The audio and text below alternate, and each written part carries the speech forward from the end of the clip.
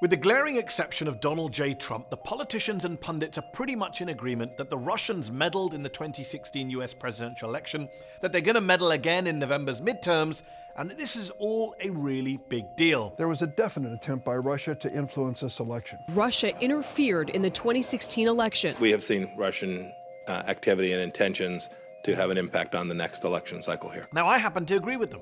I think it's outrageous that the Russians meddled in the US election, and yeah, that meddling may have helped swing a very close election for Trump.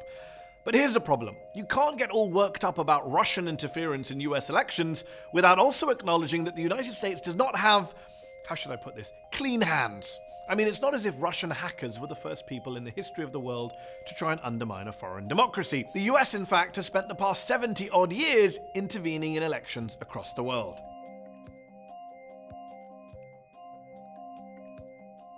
Forget all the coups, assassinations, invasions. Just sticking with elections. A recent study from Carnegie Mellon political scientist Dov Levin, who is the expert on the subject, found 81 interventions in foreign elections by the United States between 1946 and 2000, compared to 36 interventions by the Soviet Union or Russia. So more than twice as many by the United States in that same time period.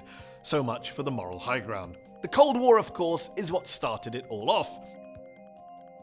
Italy stands at the crossroads of history as her millions of qualified voters stream to the polls. In 1948, the Italians went to the polls, and the Americans, obsessed with the threat from the country's Communist Party, threw their weight behind the conservative Christian Democratic Party, which emerged victorious.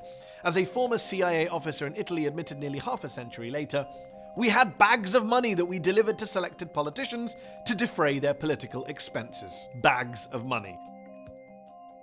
In the 1950s and 1960s in Japan, the CIA spent millions of dollars supporting the election victories by that country's anti-communist right, specifically the Liberal Democratic Party, the LDP. The principle was certainly acceptable to me, a former US ambassador to Japan later conceded. We were financing a party on our side. On our side. But this wasn't just a Cold War thing. In fact, 18 of the 21 quote-unquote partisan electoral interventions between 1990 and 2000, according to Dov Levin's research, were carried out by the United States. Take Israel. In May 1996, Bill Clinton worked hard to try and make sure his pal Shimon Peres was re-elected as Prime Minister. Earlier this year, the former US president admitted that he wanted to help Peres win. That would be fair to say, Clinton told an Israeli interviewer. I tried to do it in a way that didn't overtly involve me. Peres, though, ended up losing to Benjamin Netanyahu. But Clinton had more luck the following month, in June 1996, when he helped swing the Russian election in President Boris Yeltsin's favor. Yes, the Russian presidential election. Oh, the irony. Recently released transcripts of phone conversations between Clinton and Yeltsin in 1996 show the Russian president asking his US counterpart to use his influence to get a few $1 billion added to an IMF loan in order to help with his pre-election situation. Clinton says sure, he'll work on it.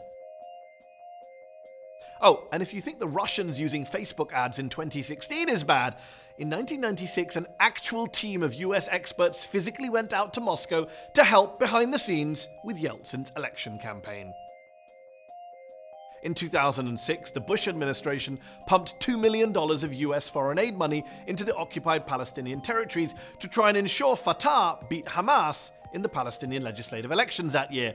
But Hamas still ended up winning, and another Clinton, then Senator Hillary Clinton of New York, was caught on tape suggesting the US should have done a better job of rigging that election. I do not think we should have pushed for an election in the Palestinian territories. I think that was a big mistake. And if we were going to push for an election, then we should have made sure that we did something to determine who was going to win. Yeah, screw the will of the Palestinian people.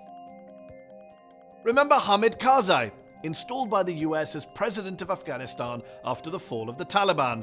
Well, by 2009, the US was trying to oust him, their former ally, by backing his opponents in the Afghan presidential election. But they didn't succeed. Karzai was re-elected, and Obama's Defense Secretary Robert Gates later called it our clumsy and failed putsch. But here's the thing. This isn't history, ancient or otherwise. The US hasn't stopped interfering in foreign elections. It still happens. Just listen to the former director of the CIA, Jim Woolsey. talking to Fox's Laura Ingraham earlier this year. Have we ever tried to meddle in other countries' elections? Oh, probably. But it was for the good of the system in order to avoid the communists from taking over. We don't do that now, though. We don't mess around other people's elections, Joe?